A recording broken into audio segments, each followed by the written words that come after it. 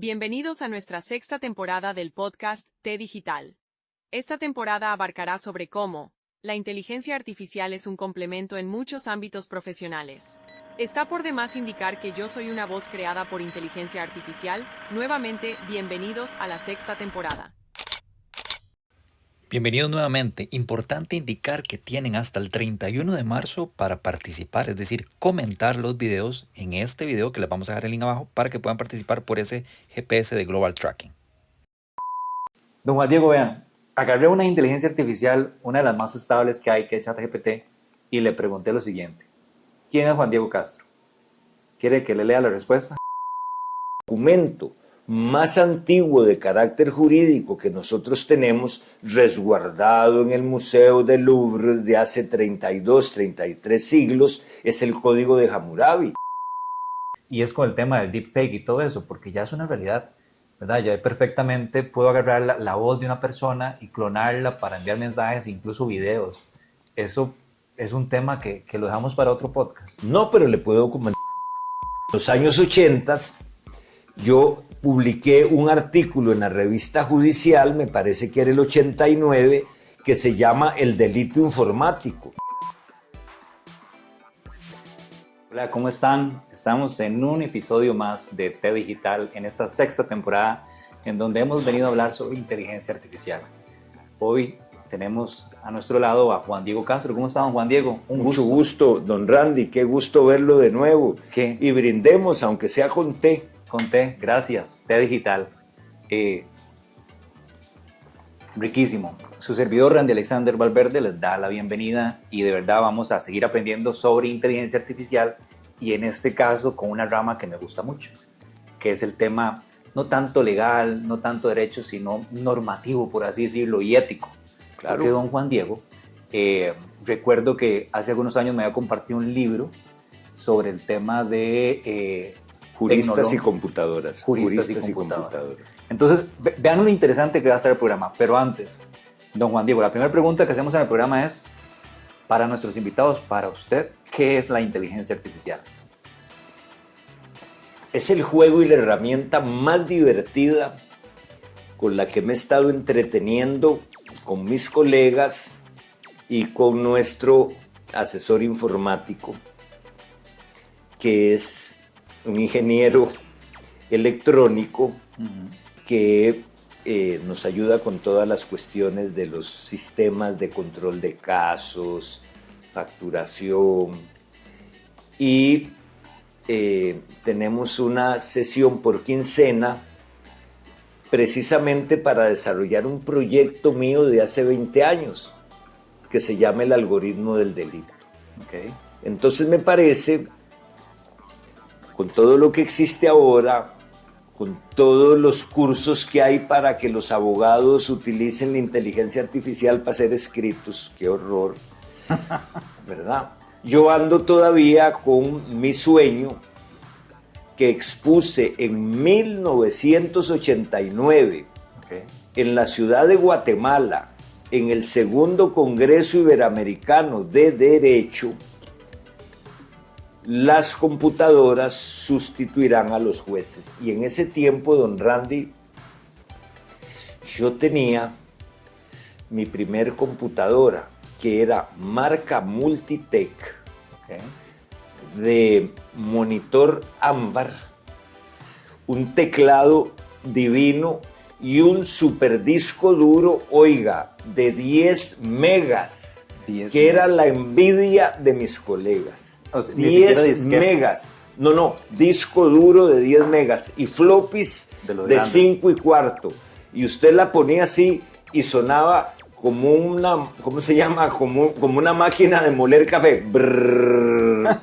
Y cuando jueces, colegas, fiscales, amigos, llegaban a ver el aparato, donde con una impresora paralela, que todavía tengo yo, que era una máquina de escribir de Margarita, Olimpia, porque estábamos empezando, entonces yo hacía los escritos a máquina, la conectaba a mi Commodore 64, ahí empecé, después tuve la Multitech, que ya era un monstruo. En ese año es donde yo digo, esto es la maravilla del siglo. No había internet, no había correo electrónico y jamás nos imaginábamos en inteligencia artificial. De hecho, tuve unos clientes muy buenos que tenían las oficinas en Punta Arenas y como requisito para contratarme yo debía tener fax. Y el fax lo alquilaba Raxa, no me acuerdo por cuánto era, creo que eran 500 colones al mes, que incluía los rollos de papel térmico. Ellos te daban la máquina. La máquina alquilada con una canastita y el rollo de papel térmico donde iban cayendo, porque eso tenía como una guillotinita, entonces era cada hoja, iba cayendo. Y tuve un cliente que tenía oficinas en los Estados Unidos, me parece que era en la Florida, y también como requisito me puso que yo tuviera un teletipo. Entonces yo he tenido una relación con la tecnología muy linda. Ese teletipo era muy bonito, no sé si usted supo cómo era. Era una máquina enorme, un aparato gigantesco que también alquilaba Raxa. Entonces usted pagaba por minuto eso. Para que no perdiera tiempo escribiendo a máquina, eso traía una cinta de papel como de tal vez 1,5 centímetros, amarillo, un rollo grande, parecía un rollo de tape, de masking, pero era papel. Usted empezaba a escribir y le iba haciendo huequitos. Como las tarjetas como perforadas. Las tarjetas perforadas, pero en una cinta. Entonces, cuando ya usted tenía todo el texto hecho, usted le metía en una hendidura del aparato, marcaba el teletipo del otro lado y hacía clic y empezaba, se comía a jalarlo, como para enviarlo. El papelito y ella iba escribiendo. Y al otro lado le llegaba, sí, a, digamos, el aparato que tenía ahí y se le quedaba impreso. Eso era no muy bonito, teletipo se llamaba. Voy a investigar. Entonces, después vino todo esto y ahora usted viene como experto en esa ciencia tan relacionada, más que con el derecho y con la ética, con la ciencia de las ciencias que hay para mi oficio, que es la justicia. Muy bien. ¿Vio qué bonito? Bonito. Claro, podría decir ya voy aprendiendo varias cosas. Que han pasado 40 años. Varias cosas. Y voy a anotarlo y tengo que repasar el video para que ustedes también... Eso teletipo no lo conocía y si ustedes lo conocen, ojalá que nos anoten si usaron o no. Ese teletipo tenía un número y 6 letras. Y 6 letras. Entonces era como un código. Para poderme comunicar con el otro, tenía que poner todo eso. Un número que era como decir 506, 22, 22, 22, 22 y 6 letras. Las mías eran Bucafe, Bufete Castro Fernández, todavía me acuerdo. Imagínense. ¿Verdad? Ok. Yo nada más, don Juan Diego, yo no soy un experto, soy un entusiasta de esto. Me gusta aprender con personas como usted y a todos los invitados que hemos tenido, que realmente eso me ha ayudado muchísimo, pero experto, quisiera hacerlo algún día, pero ahorita soy un entusiasta de las tecnologías. Así empieza uno hasta con las clases de amor y de matrimonio, cuando se da cuenta es un experto en hijos. Bueno, ahí mi esposa después dirá qué tan experto soy y de hecho un saludo para ellos. Don Juan Diego, vean, agarré una inteligencia artificial, una de las más estables que hay, que es ChatGPT, y le pregunté lo siguiente: ¿quién es Juan Diego Castro?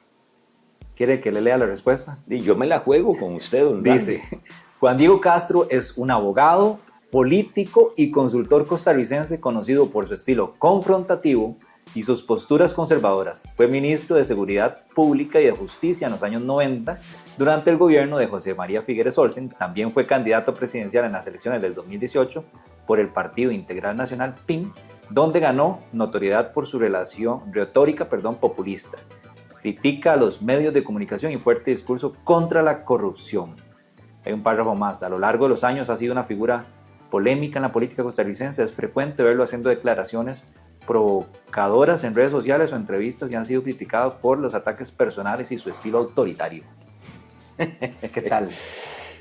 Bueno, sabemos bien lo que he aprendido en estos meses, que la señora inteligencia artificial se inmiscuye por todo Todos los el medios. ciberespacio, Ajá. saca, y pobrecita la debe haber contaminado un poco la prensa canalla, porque usa algunas expresiones propias de esos medios canallas que jamás en su programa les vamos a hacer propaganda. Muy bien. Cierto, he tenido la gran suerte de ser abogado desde hace 46 años, de ocupar, yo diría que sin proponérmelo, cargos que me enseñaron mucho, como el de ministro de Seguridad Pública, ministro de Gobernación, ministro de Justicia y Gracia, ahora se llama Justicia y Paz.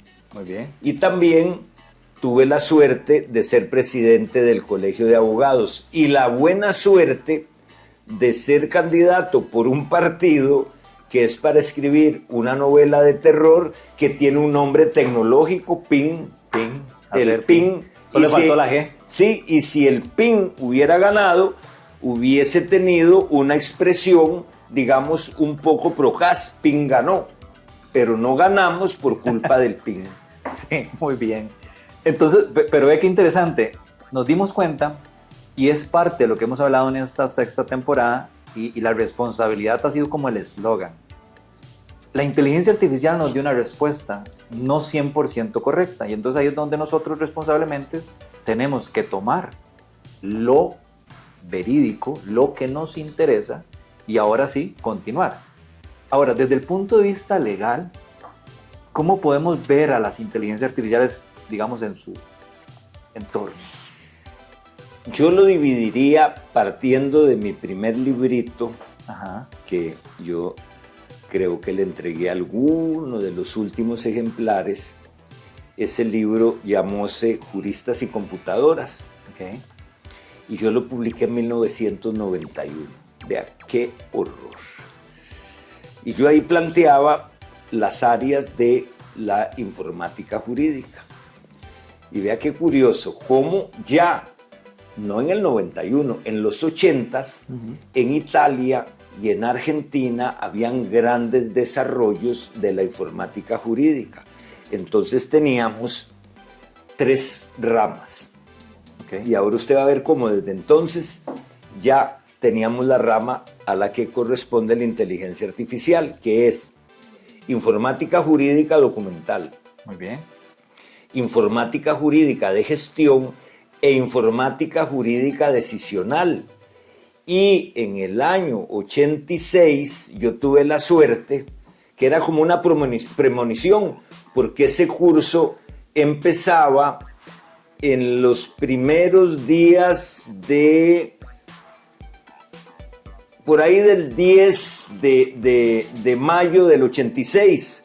Y Dios me quiso sacar aquí porque ahí empezaba la era más nefasta de este país, el primer gobierno de Óscar Arias. Entonces estuve 6 semanas en España, en lugares preciosos como Madrid, Alicante, y uno que era muy conocido aquí en la época de cuando usted era chiquito y se hablaba de fútbol, como siempre, que se llamaba Albacete. Claro. En Albacete yo llevé un curso de una semana de COBOL para abogados. ¿Serio? No sé si en su época se estudiaba COBOL. Era un Pascal, lenguaje de Pero programación. todavía se usa COBOL. Bueno, oiga, COBOL para abogados en la Universidad de Albacete. De Albacete recuerdo el vino y las tiendas llenas de cuchillas, puñales y espadas que me fascinan. Y después llegó Gabelo Conejo a jugar con Albacete.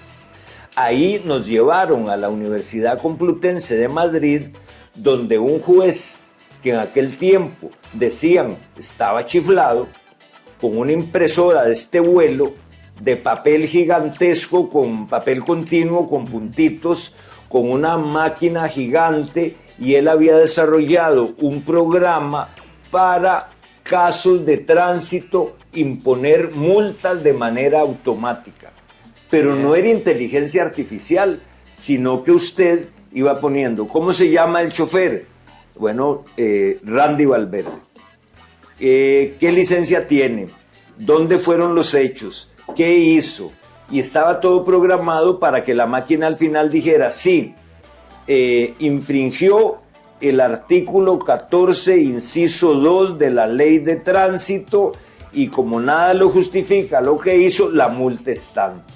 Vea, hace 40 años.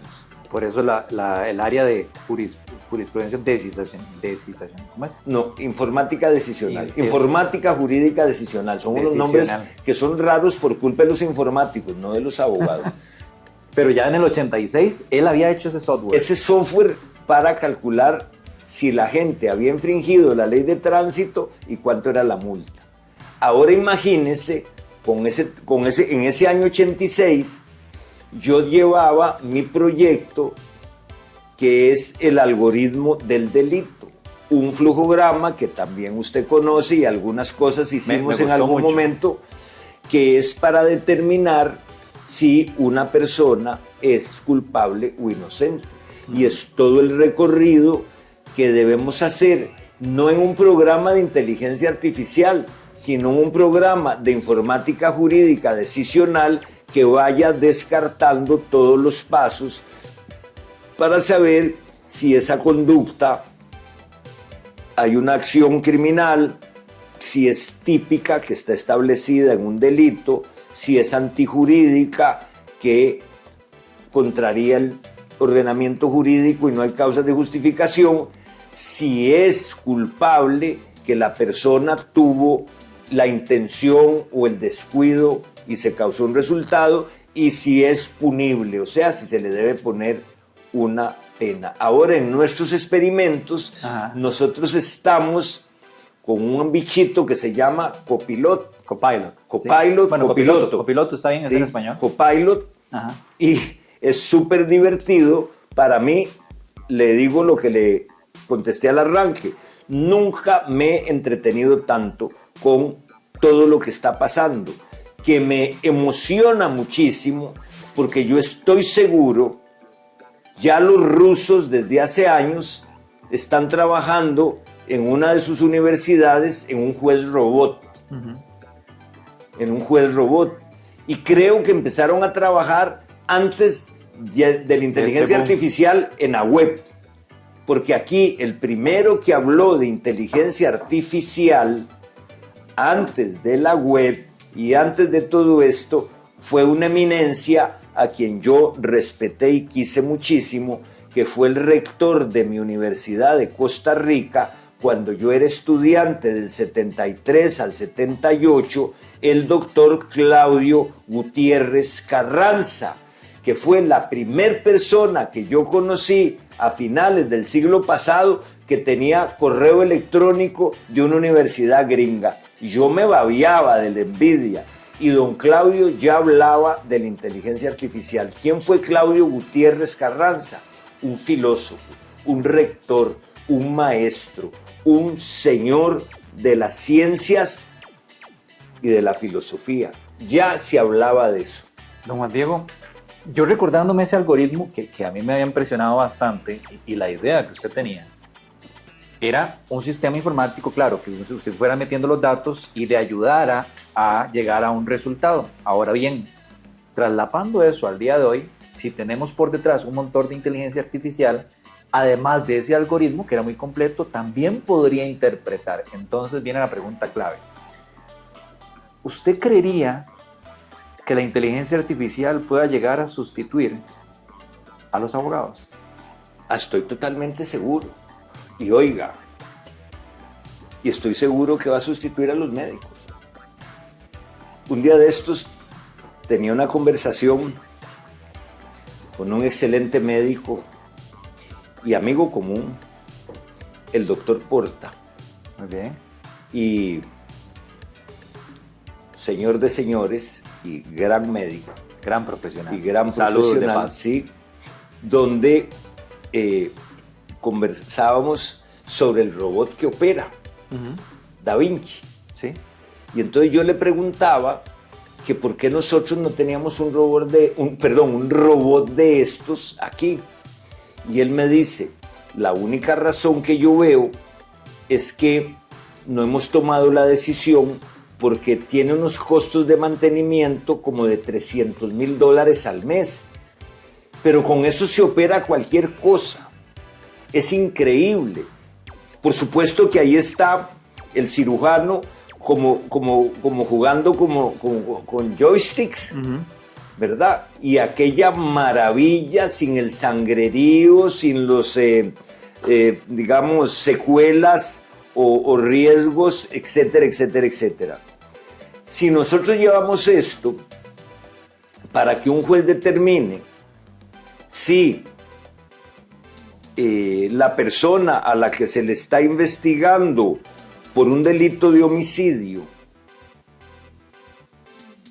va a ser culpable o inocente, ese esquema nuestro del algoritmo simplemente va a estar conectado a ese motor que le da la inteligencia artificial para que me vaya buscando qué cosas. Pongamos un ejemplo. Lo primero que me va a preguntar el algoritmo a usted es su edad. Porque en nuestro país, un ser humano de menos de 12 años no es sujeto de derecho penal. Por eso es una cosa muy peligrosa, con todo el tema del crimen en general y especialmente el crimen organizado. Usar chiquitos de menos de 12 años como sicarios. Entonces no pueden ser juzgados. Si usted le pone la fecha de nacimiento, la máquina automáticamente le dice, no es sujeto de derecho penal, pues se acabó.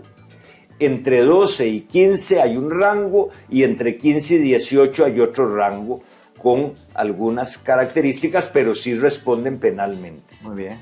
Después de los 18, usted ya es sujeto de derecho penal. Entonces le va a ir preguntando qué fue lo que usted hizo. Y para no hacer cansón el asunto, lo primero que le va a preguntar es cómo participó ese delincuente, si lo hizo como autor, autor mediato, cómplice, instigador. Ahí serían 4 bifurcaciones. Ahí usted tiene, es autor, que no se nos olvide coautor, autor mediato, cómplice e instigador. El algoritmo lo pone al revés. Instigador, cómplice, autor mediato, coautor y autor. Porque se va diciendo, no, y necesariamente si los primeros 4 fueron no, el rombo con la flechita en el flujograma, le va a decir entonces si es autor. ¿Por qué? Porque todos los delitos son de autor. El que matare a otro, el que violare tal. Entonces, ¿qué es el cómplice? El que le ayuda. ¿Qué es el coautor? El que lo hace con él. No que le ayuda, es que si no hay dos no se puede hacer. ¿Qué es el autor mediato? Vea qué bonito el juego.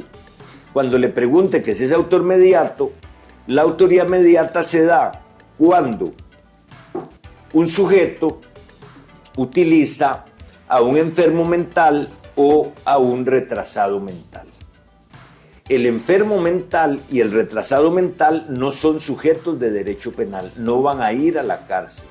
Aunque cometan cualquier crimen, van a tener una medida de seguridad y los mandan allá detrás de la malla en el asilo Chapuí. Entonces, el que utilizó un tontico o un loquito responde como si él hubiera disparado lo que disparó el tontito o el loquito. Imagínese lo interesantísimo que sería que la inteligencia artificial, usted le va a decir, resuélvame este caso de homicidio con el derecho penal costarricense o resuélvamelo con el derecho penal ruso o resuélvamelo con el derecho penal del estado de California o resuélvalo, para decir algo que me aterrorizaría, con el derecho penal de Nicaragua. Dios mío. Pero como está la información toda en la web, la inmediatez, la máquina podría llegar a decir aquí. Y a eso súmele otras cosas más lindas, como toda el análisis del comportamiento no verbal, de cómo reacciona el testigo cuando está declarando, si está mintiendo o no está mintiendo. O sea, yo me emociono y me emociona mucho saber que casi a punto de cumplir mis bodas de oro como abogado, voy a ver el día en que un robot diga, esto es justicia. Muy bien. Una de las frases que teníamos en el programa era: una inteligencia artificial no va a llegar a sustituir a los seres humanos. Son los seres humanos que aprenden a utilizar la IA los que van a sacar ventaja. Pero ya la estoy cambiando y ya estoy dudando de esa, más con lo que acabamos de escuchar. Ahora, porque ya nos estamos ampliando mucho, pero vea las dos preguntas finales que me tienen aquí pensando. El tema ético de la IA o el tema de legislación, porque la Unión Europea ya tiene un primer paso y muy bueno, pero en Latinoamérica, para hablar de Costa Rica, nos ha costado muchísimo. Nos costó con la ley de protección de datos, nos costó, digamos, ahorita en la Asamblea la ley de ciberseguridad. Con la inteligencia artificial, yo lo veo muy lejano, pero usted que es el experto. No, yo podría aceptar su muestra de cariño de decirme experto, pero en derecho penal. Ajá. Y en una rama del derecho penal, porque cuando usted me habla de ética, yo puedo decir que en estos 4 decenios y medio yo nunca he defendido agresores, prestamistas, agresores sexuales, crimen organizado, ni corruptos. Okay. ¿Por qué? Porque es una decisión ética que yo tomé. Pero cuando nosotros llevamos la profesión del derecho a las reglas éticas de nuestro código de moral profesional, hay una serie de aspectos que yo debo cumplir. Entonces, va a resultar al final, si nosotros decimos, ¿será ético que una máquina? Porque uno se imaginaba un aparato, un robot hablando, culpable, inocente. No. Una nube. Sí, ahora es algo que no está, que es el desarrollo del derecho que es tan bonito. Vea que el documento más antiguo de carácter jurídico que nosotros tenemos, resguardado en el Museo del Louvre de hace 32, 33 siglos, es el Código de Hammurabi. Y en el Código de Hammurabi hay reglas de orden religioso y jurídico. Por ejemplo, la malpraxis estaba regulada en el Código de Hammurabi y decía que si un médico atendía a un soldado herido y el soldado perdía el brazo, le cortaban el brazo al médico. Entonces, en esos 33 siglos, claro, esa era la ley del talión, que era muy linda también, ojo por ojo, diente por diente, sangre por sangre. Okay. Ahí vienen muchas cosas, pero nos vamos entonces al paso que da del lenguaje cuneiforme, en esa piedra de basalto, nos vamos a los primeros que hicieron la imprenta, que no fue el genio Gutenberg, no, fueron los chinos. Ajá. Y después vino Gutenberg, y vino el libro. ¿Y qué hizo el libro con el derecho? Otro genio, le guste o no le guste, Napoleón agarró el código Napoleón civil y penal y dice, ahora la ley está en libros para que el pueblo lo tenga. Después viene el gran salto, ahora la ley está en bases de datos. Y ahora viene el salto gigantesco, la ley está en la web. Y si yo quiero saber, en la nube, y si yo quiero saber qué pasó en 33 siglos de un tuco de basalto a esa nube que no la puedo tocar, pero que puede darme mucha información y ayudarme a tomar decisiones. Lo lindo de todo esto es en qué momento las decisiones las va a tomar la nube. Sí. Hermosísimo. Estamos lejos de legislar eso. Aquí es que todo depende, porque si usted me dice en este momento, a 11 meses de que termine esta legislatura, que ojalá vuelen, no veo posible. Primero, va a ser muy difícil que haya... Y además el proyecto del fondo y que hayan curules interesadas en este tema, porque me lleva a otra cosa, don Randy. La Asamblea Legislativa tiene una de sus grandes fallas, es que no se les ha ocurrido nunca tener un laboratorio jurídico donde nosotros estemos haciendo los experimentos para ver cuáles son las leyes que deben ser reformadas o las leyes que deben ser dictadas.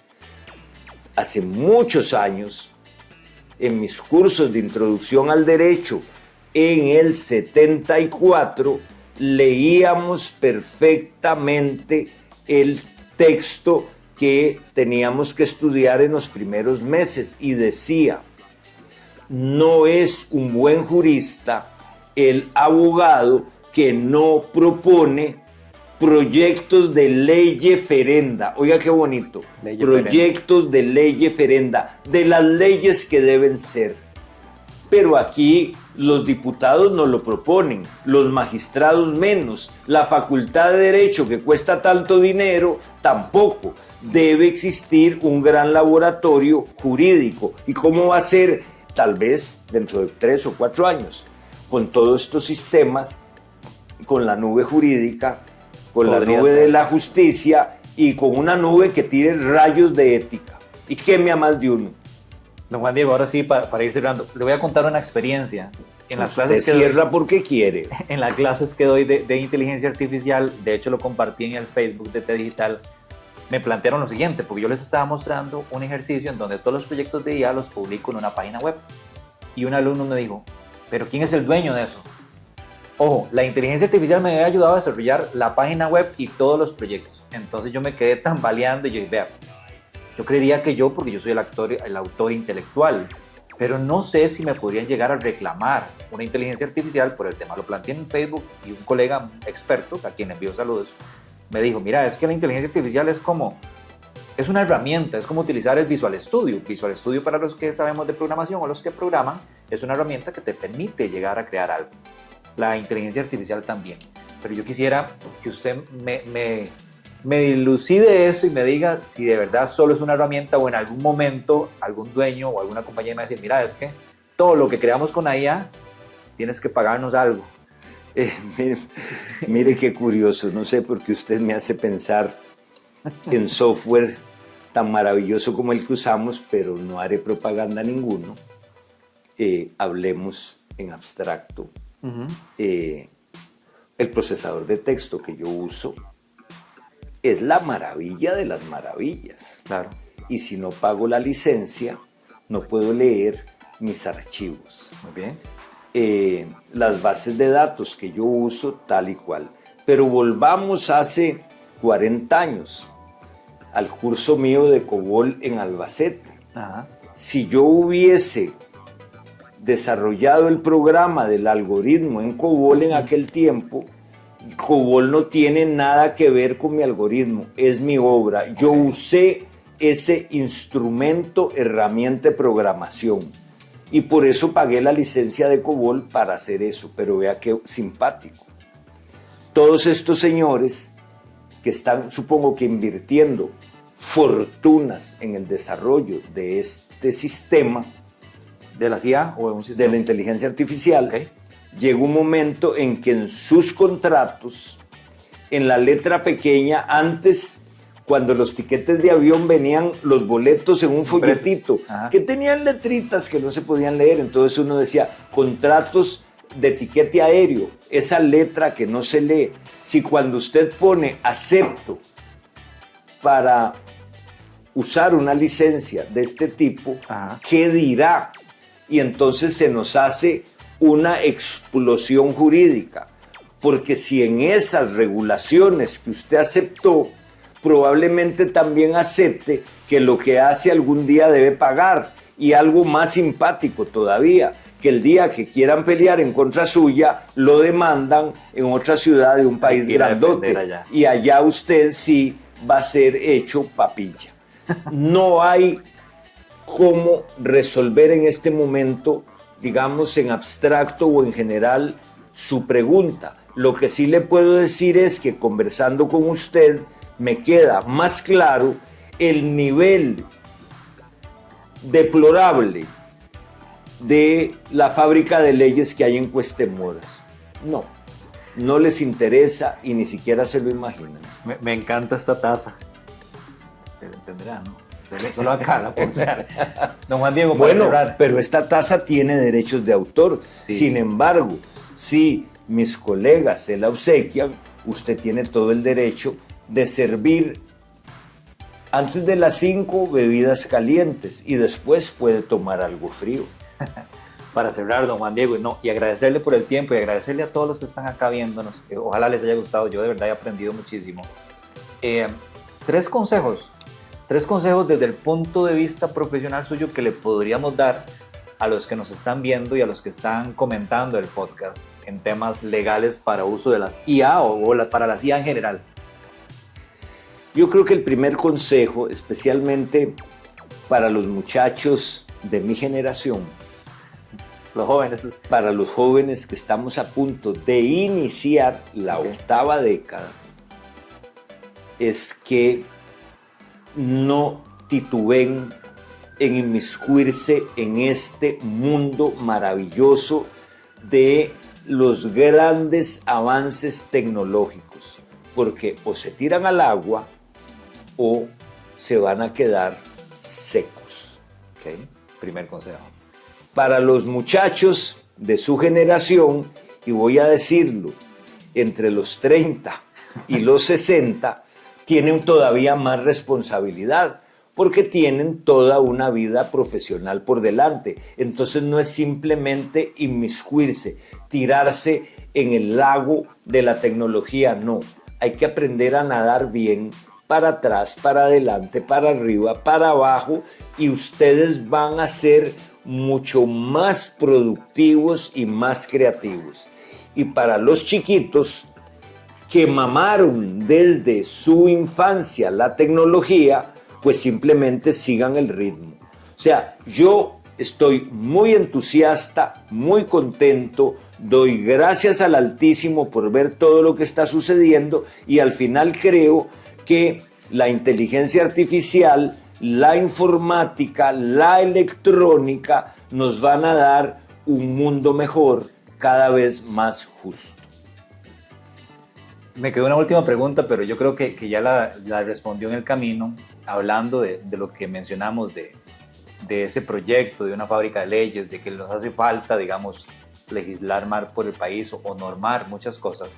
Y es con el tema del deepfake y todo eso, porque ya es una realidad, ¿verdad? Ya perfectamente puedo agarrar la voz de una persona y clonarla para enviar mensajes, incluso videos. Eso es un tema que lo dejamos para otro podcast. No, pero le puedo comentar un par de cosillas que creo que va a ser no solo del interés Y es suyo importante mío. porque se hace con IA. Vea qué peligroso. Ajá. Un día de estos sacaron un video de una periodista y una ministra dando la receta de la canela para la diabetes. Lo vi por ahí. Yo dije, Dios mío, ¿qué es esto? Que cualquier persona que le ponga cuidado dice, esto es, antes decíamos, un montaje. Pero en la campaña que viene, que empieza en octubre, Importante. ustedes no se imaginan lo que va a hacer la prensa canalla y los partidos corruptos.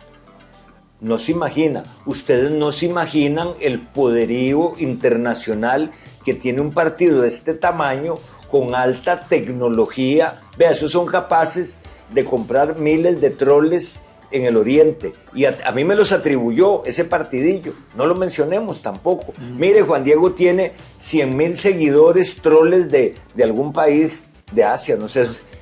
¿Y yo qué gano con tener 100,000? Sí. Y me atascaron mi ex, en aquel tiempo se llamaba Twitter, me encanta también, que eso es otro tema por otro día, inteligencia artificial, redes sociales, Twitter, Facebook, la legislación de las grandes redes sociales, que es una legislación supranacional. Las leyes de esas grandes redes sociales tienen más poder que las Naciones Unidas. Porque ¿cuál es el poder que tienen? Ah, usted incumplió las reglas de esta red social. Te bloqueó. Fuera.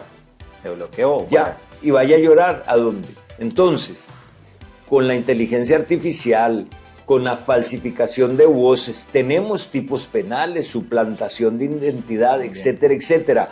Pero así como usted narró todas las peripecias para lograr la protección de datos, yo le podría contar todo lo que hicimos con otro de los colegas que han hecho una labor excepcional aquí, que es el procurador Francisco Salas, director del Sistema Nacional de Legislación Vigente, otro gran tesoro que tiene nuestra República en la Procuraduría, como pocos países.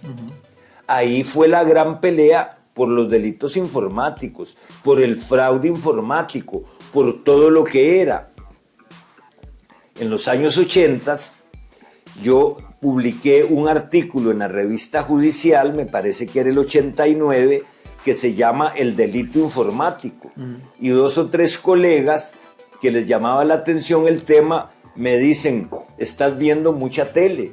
Y el primer delito informático fue en un banco norteamericano, que eran aquellas computadoras gigantescas, como, ¿verdad? Que eran como muchos refris metidos, ¿verdad? Entonces, el password para poner a operar todo el sistema de control de cuentas corrientes de miles de clientes de ese banco, lo apuntaban en una pizarra con tiza, hasta que llegó un travieso y dice, mira, qué vacilón, en todas estas cuentas, después del punto, nosotros usamos coma, 0, 1, hay muchos decimales, por los intereses automáticos y eso. Entonces él descubrió el primer delito informático, que se llamaba Salam Technique, creo que del francés, no me haga caso porque yo hablo bien español. ¿Qué era el Salam Technique? Que agarraban del segundo decimal, después del punto, todos los centavitos a una cuenta que inventó la persona. No, pero es que tenía un nombre, porque aquí en el Banco Crédito Agrícola hicieron lo mismo, años después, el operador de la computadora. Sí, se lo lleva. Sí, entonces, es muy famoso. Ese chorro de centavitos eran millones de dólares. Entonces, si eso acaecía en los 80, ya hay países en donde todas estas discusiones del uso indebido de la inteligencia artificial, y ahí nos vamos a otro tema que me apasiona, que son los delitos contra el honor. ¿Y a quién acusa usted? Ponen mi voz diciendo que, no sé, que fulano de tal es un tal por cual. Yo tuve un caso hace muchos años de un cliente mío que contrató a un experto en determinar si era la voz o no de un extorsionista. Ese señor era de apellido Constenla, era un experto en eso en los 90s. Ahora existirá el software para decir si esa voz es de inteligencia artificial o es la verdadera. Vea, no tiene límites, porque esa convergencia, esa intersección entre las bolitas del derecho y la informática, incluida toda la cuestión de la inteligencia artificial, es infinita y apasionante. Sin duda. Agradecerle, don Juan Diego. Creo que si vuelvo a hacer otro tema, nos extendemos y realmente mejor dejarlo para otra sesión. Agradecerle por su tiempo, agradecerle por el espacio. Que no crean que estoy utilizando deepfake y otra persona. No, es Juan Diego Castro, ¿verdad? El que un experto. Bueno, ¿no? Pero no es casualidad, Randy, que nos reunamos en esta sala. Ajá. Esas espadas son de verdad también. Sí. De verdad. Gracias, don Juan Todo Diego. Cariño y mis Gracias respetos. a ustedes. De verdad, comenten si hay más preguntas. Ojalá que después nos brinde un espacio y vemos esas siguientes. Definitivamente la inteligencia artificial nos queda mucho por aprender, así que sigan viendo el podcast. Nuevamente, gracias. Buenos días, buenas tardes, buenas noches y no se olviden de suscribirse y darle me gusta. Gracias por llegar hasta el final. No se olviden de suscribirse, dejar sus comentarios y compartir el video.